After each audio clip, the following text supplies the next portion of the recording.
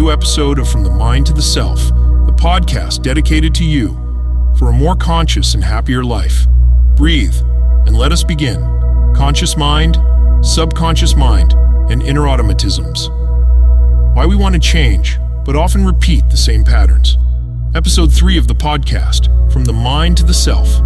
Today we speak about one of the most important keys to transformation, the relationship between the conscious and the subconscious mind.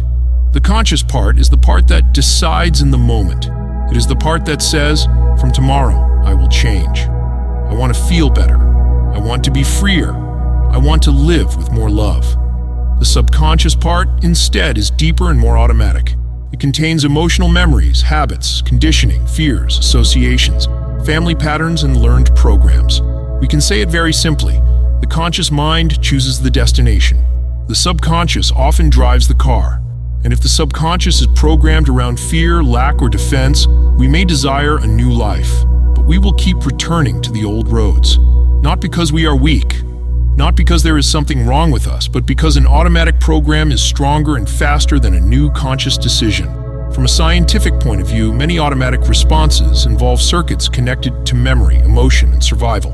The amygdala participates in recognizing threats and activating emotional responses. The hippocampus helps connect memories to context. The prefrontal cortex is involved in reflection, conscious choice, and impulse regulation. When we are very stressed, wounded, or activated, the more reflective part can lose strength, while automatisms take command. That is why sometimes we know perfectly well what would be right to do, but we do something else.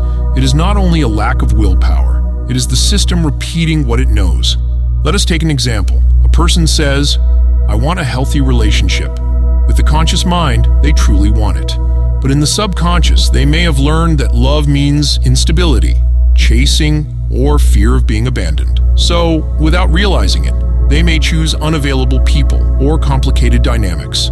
Not because they love suffering, but because what is familiar feels safe, even when it is not healthy. The subconscious does not always look for what is good for us. It looks for what it knows.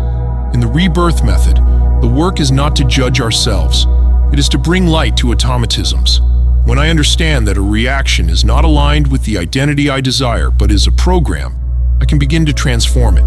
The conscious mind observes and makes an immediate decision to respond differently. The body regulates itself. The subconscious lives a new experience. And little by little, the system learns that today things can go differently. Here is a rebirth exercise. Choose a pattern you often repeat. For example, always saying yes, getting angry when you feel criticized, shutting down when you are afraid, postponing what matters, seeking approval. Then write 3 questions. First, when does this pattern get activated? Second, what is it trying to protect? Third, what new response can I try, even a small one? The most important question is the second one. What is it trying to protect? Because often, behind a behavior we want to eliminate, there is a part of us that is trying to find safety. And when we stop fighting that part, we can finally educate it, not with violence, with presence, not with judgment, with love and repetition. In this way, change becomes deeper, not only in the conscious mind, but in the roots of our inner system. Love, love, love.